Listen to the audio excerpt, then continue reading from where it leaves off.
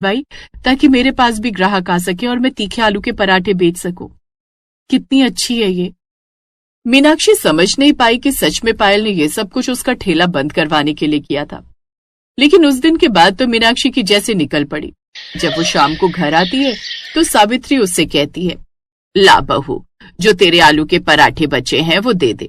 मैंने आज भी खाना नहीं बनाया है, उससे ही हम लोग गरम करके खा लेंगे।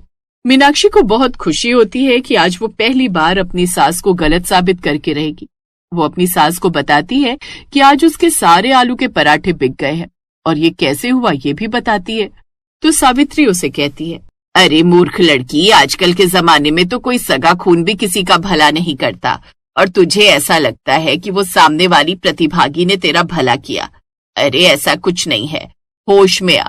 वो चाहती थी कि तेरा ठेला बंद हो जाए और सारे ग्राहक उसके ठेले पर खड़े होकर पराठे का इंतजार करें, इसलिए उसने तेरे साथ ऐसा किया है। हे भगवान, मैंने तो ये सोचा ही नहीं कि वो मुझसे बदला लेने के लिए भी ये कर सकती है।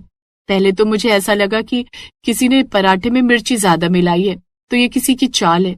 लेकिन जब पायल को देखा तो मुझे ऐसा लगा कि वो सुंदर है और उसके पास तो ग्राहक भी ज्यादा आ रहे हैं, तो वो ऐसा क्यों करेगी। आजकल की इस दुनिया में संतुष्टि नाम की चीज ही नहीं है। भगवान आपको कितनी भी खूबसूरती, पैसा, धन और गुण दे दे, लेकिन तब भी लोगों को दूसरों की खुशी देखकर जलन ही होती है। ये तो जैसे इस प्रकृति का नियम बन गया है। मैं बताती हूँ अब तुझे आगे क्या करना है। अब सावित्री मीनाक्षी को एक सुझाव देती है। मीनाक्षी अब अपने ठेले पर बहुत सतर्कता से काम किया करती, ताकि कोई भी उसके साथ कोई भी धोखा या छल ना करे या उसके खाने में किसी तरह की मिलावट ना हो। साथ ही 2 दिन के बाद एक बोर्ड तैयार होकर आता है जिस पर लिखा हुआ था, गांव के सबसे तीखे आलू के पराठे बेचने वाली। उस बोर्ड को देखकर लोग इतने आकर्षित होते हैं कि मीनाक्षी के पास पराठे खाने के लिए आने लगते हैं।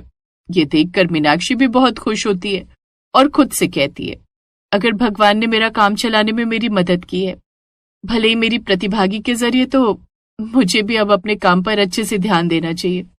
मैं कभी भी पायल के साथ कोई मिलावट नहीं करूंगी, भले ही वो मेरा जितना भी बुरा चाहे। इस प्रकृति का जो भी नियम है मैं उसे नहीं मानूंगी और मैं बस अपने काम से काम रखूंगी। मीनाक्षी ऐसे ही अपने काम से काम रखती है। जब भी पायल उसे अपने ठेले से देखकर मुस्कुराया करती तो वो भी मुस्कुराया करती। धीरे धीरे पायल को भी एहसास होता है कि वो मीनाक्षी का कुछ नहीं बिगाड़ सकती। गांव में अब मीनाक्षी का ठेला भले ही ज्यादा अच्छा नहीं चलता, लेकिन इतना जरूर चलने लगता है कि वो अपना और अपनी सास का गुजारा कर सके।